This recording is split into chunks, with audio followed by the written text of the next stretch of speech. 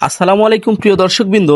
আজ 12ই জুন 2026 আমি এই মুহূর্তে উপস্থিত হয়েছি রাজশাহীর অন্যতম বিখ্যাত কালীগঞ্জ হাটে। এখান থেকে আজকে আমি আপনাদেরকে জানিয়ে দেব পটলের বর্তমান পরিস্থিতি, কোথায় কোথায় দেশের কোন কোন অঞ্চলে পটল যায়, এখান থেকে পটলের বাজার দর আজকে কি, সব কিছুই থাকছে আজকের আমাদের এই পুরো ভিডিওর জুড়ে। তো সব কিছু জানতে আমাদের সাথে যুক্ত থাকুন। আপনারা দেখতে পাচ্ছেন আমার চারপাশে ব্যাপক পরিমাণে পটলের আমদানি হয়েছে। যতদূর চোখ যায় শুধু পটল আর পটল। কৃষক, ব্যবসায়ী, আড়তদার ও শ্রমিকদের পদচারণায় মুখর হয়েছে পুরো হাট। প্রিয় দর্শক, কালীগঞ্জ হাট শুধু রাজশাহীর নয়, উত্তরাঞ্চলের অন্যতম গুরুত্বপূর্ণ পটলের মোকাম হিসেবে কিন্তু পরিচিতি লাভ করেছে। আপনাদেরকে আরও একটি বিষয় পরিষ্কারভাবে জানিয়ে রাখি যে এখানে কিন্তু সপ্তাহে 2 দিন হাট বসে, শুক্রবার এবং মঙ্গলবার। এই 2 দিন এখান থেকে হাজার হাজার মন পটল কেনা বেচা হয় এবং দেশের বিভিন্ন অঞ্চলে সরবরাহ করা হয়। এর আগেও এখান থেকে আমি আপনাদেরকে আলুর বাজার দর এবং বিভিন্ন সবজির বাজার নিয়ে কিন্তু এখান থেকে ভিডিও করেছিলাম এবং আপনাদের সামনে উপস্থাপন করেছিলাম। আর আজকে হাজির হয়েছি আপনাদের সামনে পটল নিয়ে।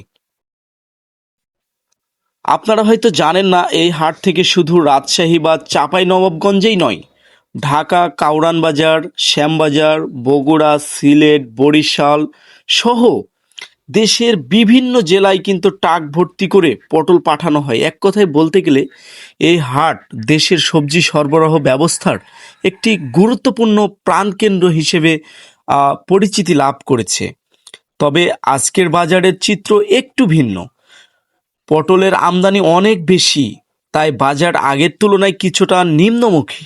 কৃষকদের সঙ্গে কথা বলে জানা গেছে বর্তমান বাজারে পটলের সরবরাহ বেড়ে যাওয়ায় দাম কিছুটা কমেছে। আজকে 12 তারিখের বাজার অনুযায়ী সর্বোচ্চ যেটা ভালো মানের পটল সেইটা কেনা বেচা হচ্ছে এখানে 550 টাকা মন হিসেবে, এবং যেগুলো একটি নর্মাল কোয়ালিটি তার চাইতে সেগুলো সচরাচর 500 থেকে 520 টাকা মন কেনা বেচা হচ্ছে, এবং 450 টাকাতেও কিছু কমা কোয়ালিটির যেগুলো পটল রয়েছে সেগুলো কিন্তু কেনা বেচা হতে দেখা গেছে।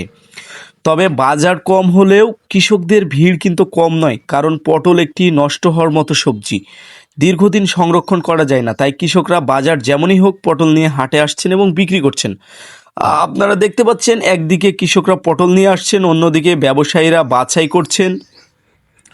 এরপর ওজন করা হচ্ছে, পানি দিয়ে ধুয়ে সেগুলোকে পরিষ্কার পরিচ্ছন্ন করে বস্তাবন্দি করা হচ্ছে এবং টাকে নেওয়ার জন্য প্রস্তুতি নেওয়া হচ্ছে। দেখছেন আপনারা যেভাবে যে বড় বড় বস্তায় কিন্তু পটলগুলো ভরে এই যে দূরে আমরা দেখতে পাচ্ছি যে টাকে কিন্তু তোলার কাজ করা হচ্ছে। তো পুরো হাট জুড়ে আমরা দেখতে পাচ্ছি যে এক ধরনের কর্মচাঞ্চল্য বিরাজ করছে।